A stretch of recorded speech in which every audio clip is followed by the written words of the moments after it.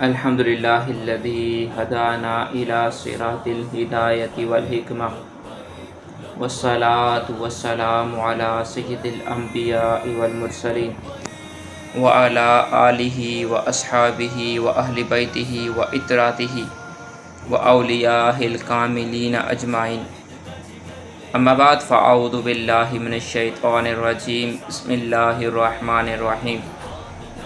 قال اللہ تبارک و تعالی فی کلام المجید فرقان الحمید، وقل جاء الحق وزهق الباطل ان الباطل کان زہوقا۔ صدق اللہ مولانا العظیم وصدق رسولہ النبی الکریم الامین، ببرکتہ ان اللہ وملائکتہ یصلون علی النبی یا ایھا الذین آمنوا صلوا علیہ وسلموا تسلیما۔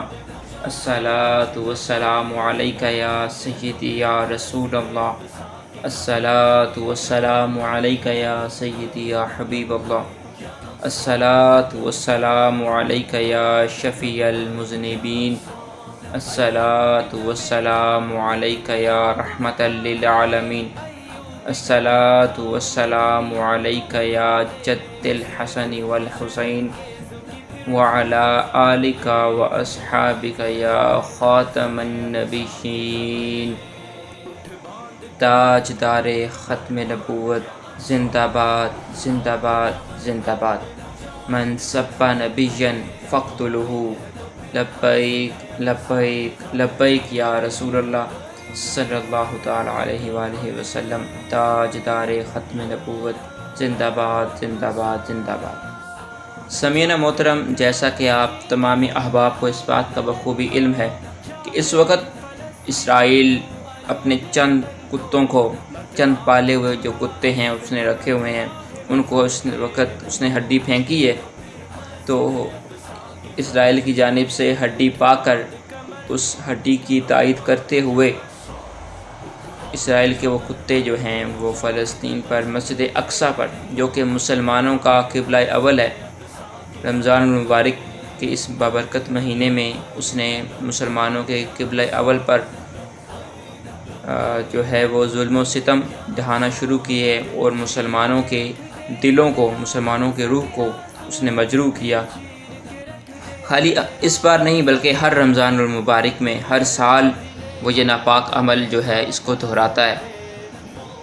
لیکن افسوس، صد افسوس، یہ بات کہنا پڑ رہی ہے کہ 57 اسلامی ملک وہ موجود ہیں، لیکن ایک اسرائیل جو ناپاک کتے سے بھی بدتر ہے، جس کو کتا کہنا بھی اس کتے کی بھی توہین ہے، ٹھیک ہے، تو وہ 57 اسلامی ملک جو ہیں وہ ہاتھ پر ہاتھ دھرے بیٹھے ہوئے ہیں، وہ کچھ بھی نہیں کر رہے۔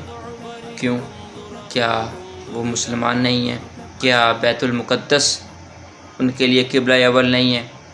پھر وہ کیوں جو ہیں خاموش بیٹھے ہوئے ہیں؟ کیوں کوئی ایکشن نہیں لے رہے؟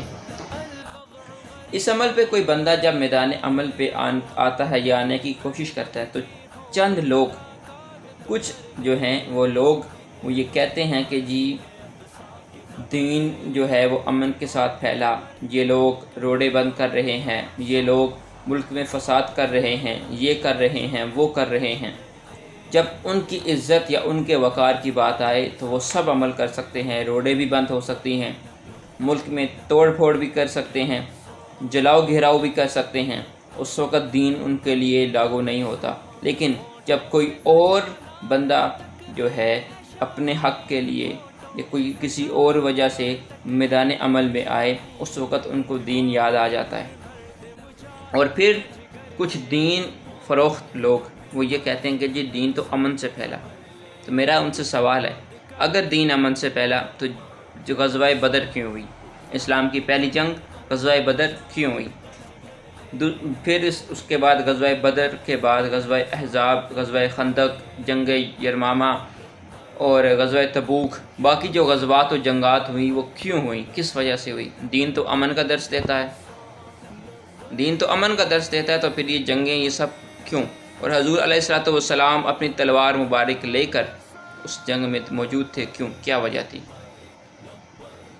ہم مانتے ہیں کہ دین جو ہے وہ امن سے پھیلا ہے، لیکن وہ امن کے ساتھ ساتھ تلوار بھی تھا۔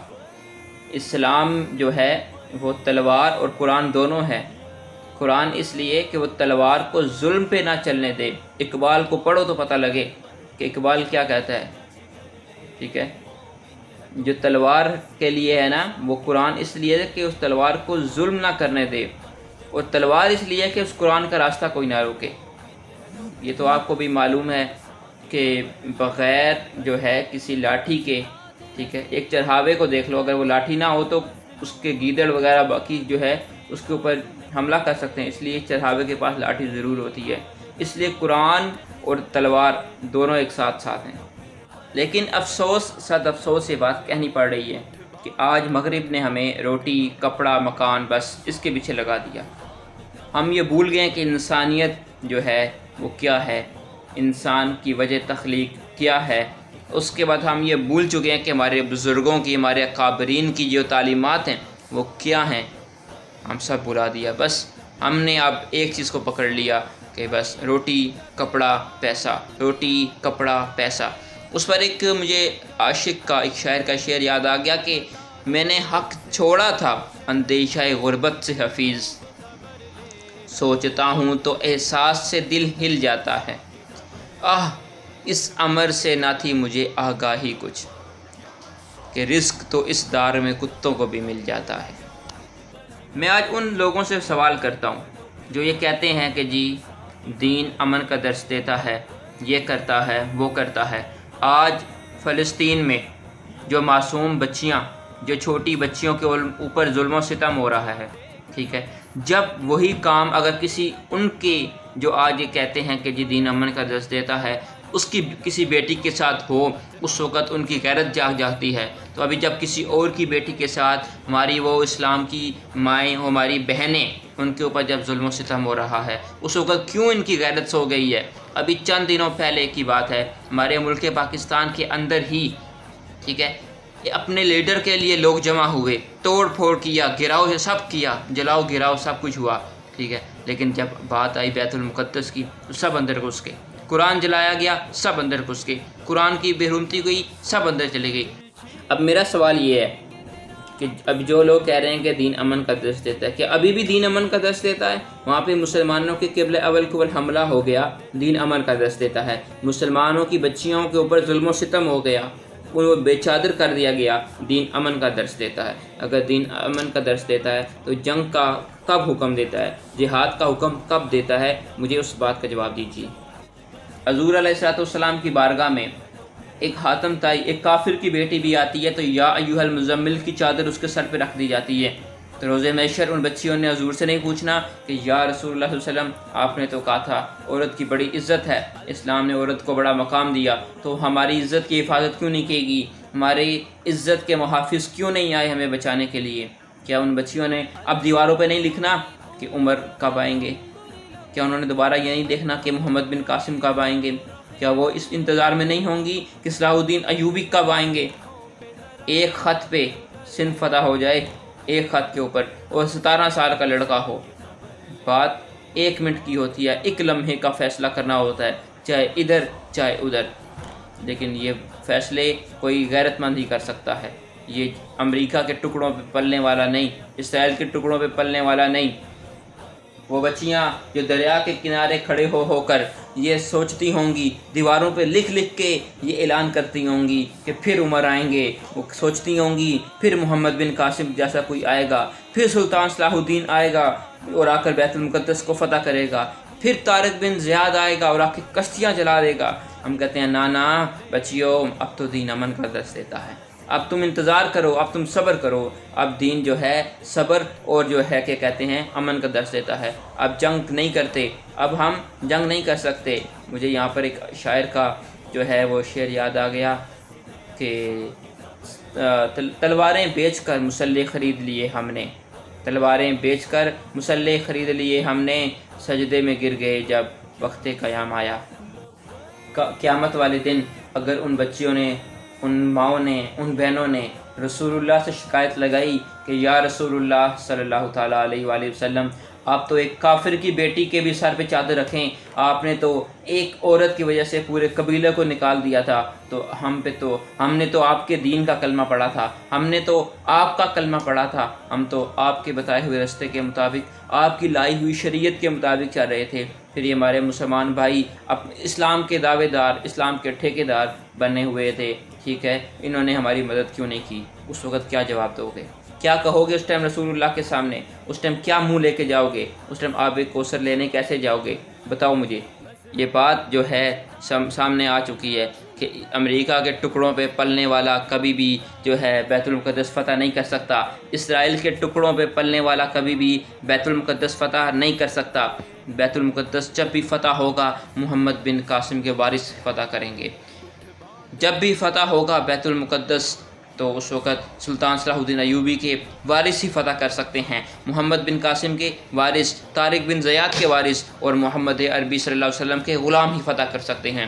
یہ بات مجھے کسی عاشق نے کہی تھی کہ نچن آلیاں دے پتر کدی بھی آزادی دی جنگ نہیں لڑ سکتے، تو بات حق ہے کہ آزادی کی جنگ جب ہی لڑی جائے گی محمد بن قاسم کے وارث لڑ سکتے ہیں، محمد عربی کے غلام ہی لڑ سکتے ہیں، بس بات یہ ختم ہے۔ یہاں پر تم سے حکومت نہیں ہوتی، اگر تم جواب نہیں دے سکتے تو اقتدار محمد بن قاسم کے وارثوں کو دو، محمد عربی کے غلاموں کو اقتدار دے کر دیکھو، تم دیکھنا سب کچھ ہوگا۔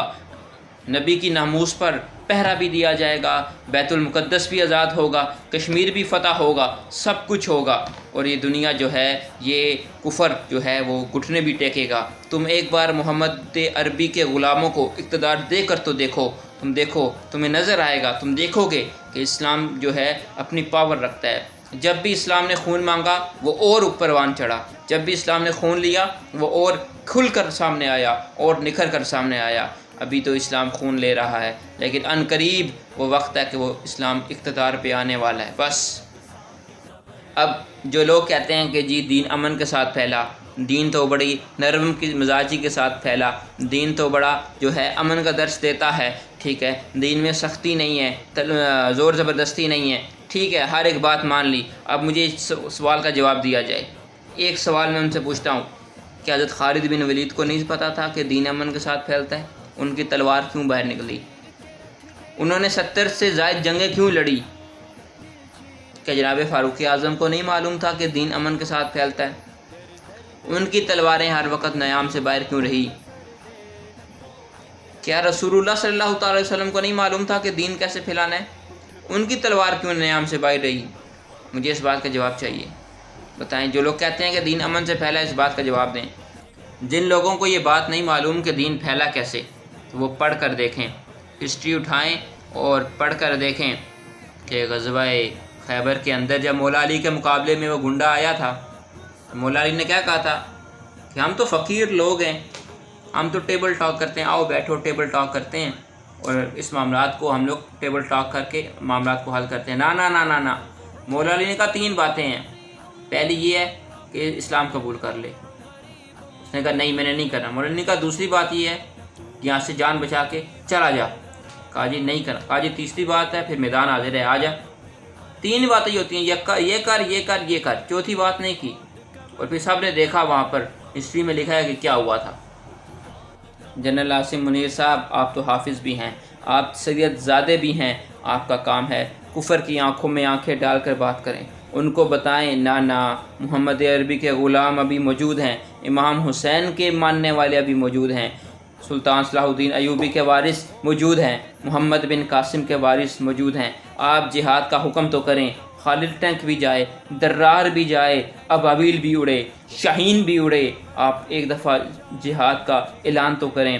یہ اسرائیل، یہ کفر اگر گھٹنوں کے بل نہ آ گیا تو ہمیں محمد عربی کا غلام نہ کہنا۔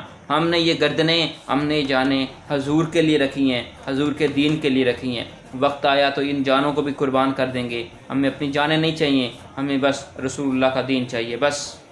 جنرل عاصم منیر صاحب، تاریخ گواہ ہے، اسلام جب بھی آیا اسلام نے قربانی مانگی۔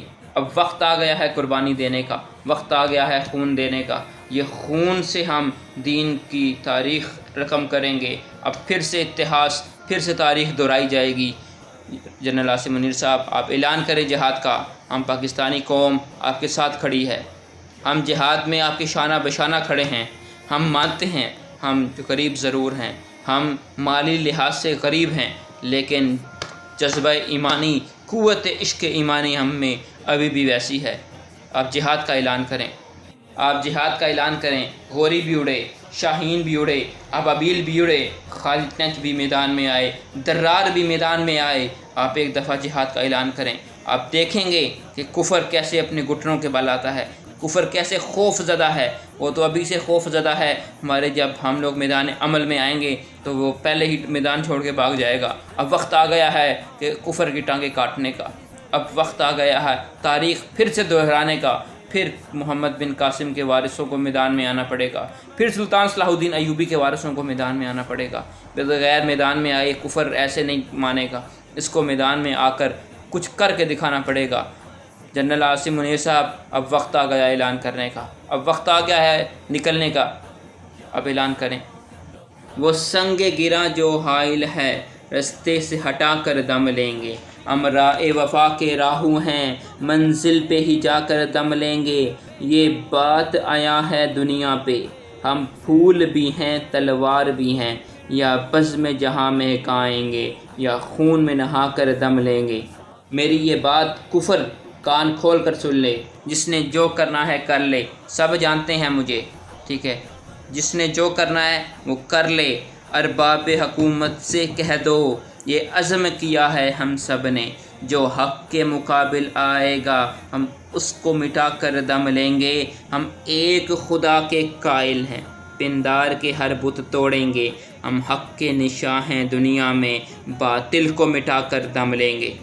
کیونکہ میرے رب نے قرآن میں کہہ دیا، وَقُلْ جَاءَ الْحَقُّ وَزَهَقَ الْبَاطِلُ إِنَّ الْبَاطِلَ كَانَ زَهُوقًا۔ تو اس آیت کے ضمن میں ہم ایک خدا کے قائل ہیں، پندار کے ہر بت توڑیں گے۔ ہم حق کے نشاں ہیں دنیا میں، باطل کو مٹا کر دم لیں گے۔ جو سینہ دشمن چاک کرے اور باطل کو مٹا کر خاک کرے، یہ روز کا قصہ پاک کرے، وہ ضرب لگا کر دم لیں گے۔ اب میرا یہ پیغام ان کے لیے ہے جو امریکہ کے پھینکے ہوئے ٹکڑوں پہ پلنے والے کتے ہیں، بلکہ ان کو کتا کہنا ذات کتے کی بھی توہین ہے، ٹھیک ہے، وہ تو اس سے بھی بدتر ہیں۔ کتا پھر بھی وفا کر جاتا ہے، وہ جس ملک کا کھاتے ہیں اس ملک سے وفا نہیں کر سکتے، جس دین کا کھاتے ہیں اس دین کا وفا نہیں کرتے، بلکہ امریکہ کے پھینکے ہوئے ٹکڑوں پہ پلنے والے، اسرائیل کے پھینکے ہوئے ٹکڑوں پہ پلنے والے، ان کے لیے میرا یہ پیغام ہے کہ جی امریکی دلال بلا، کیا خاک ڈرائیں ہم سب کو، ہم راہ وفا کے راہو ہیں، منزل پہ ہی جا کر دم لیں گے۔ تاج تارے ختم نبوت زندہ باد زندہ باد زندہ باد، من سب نبیًا فاقتلہ، لبیک لبیک لبیک یا رسول اللہ صلی اللہ تعالی علیہ وآلہ وسلم۔